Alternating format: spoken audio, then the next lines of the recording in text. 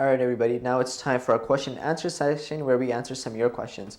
So, Brother Shabir, let's tackle some of these questions. Our first question, our viewer asks, is evolution compatible with Islam? So something we just talked about.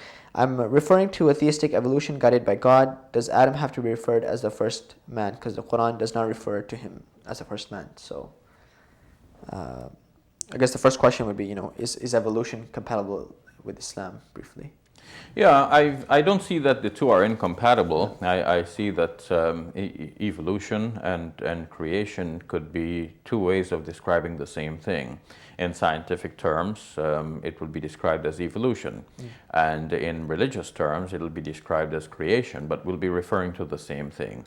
Science has helped us to fill out some of the details in that in terms of religion, we would just say God created something or God did something. And by saying God did something, one would get the impression that this has been done in a moment.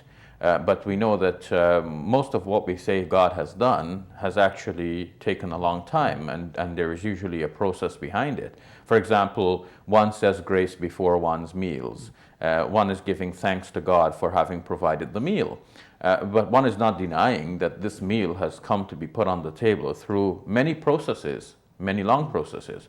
And there are people involved in bringing the meal to the table. There's the farmer, and then there's the cook, and many other persons in between. So we're not denying all of that when we say grace before meals. We're just now putting it in religious terms and giving credit to God, who is the ultimate source of all things, and who has made it possible for all of the processes to work in a fine-tuned manner so that we have our meal on the table. So you can describe the process, or you can give thanks to God.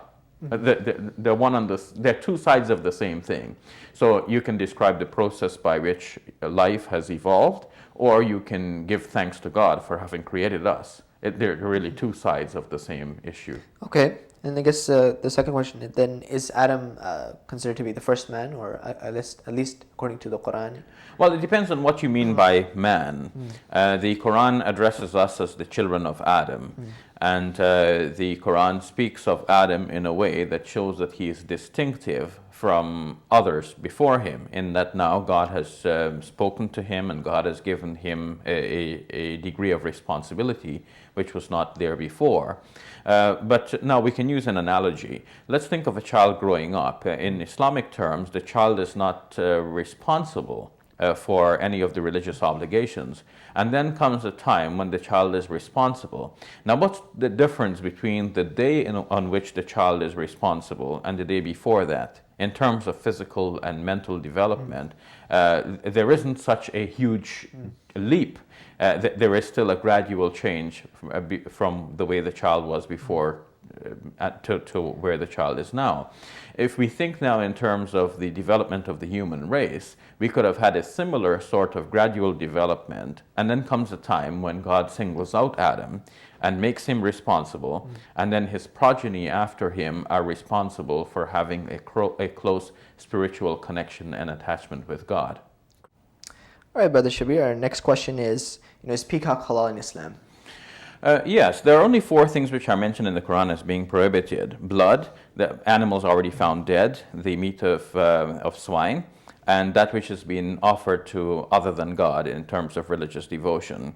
So since peacock doesn't fall in any one of these categories, it is permissible. In general, domesticated birds are permissible. Great, thank you. All right, everybody. Thanks for watching today. Please visit our website, QuranSpeaks.com. Send us your comments, questions, and suggestions. From everybody at Let the Quran Speak. We'll see you next time.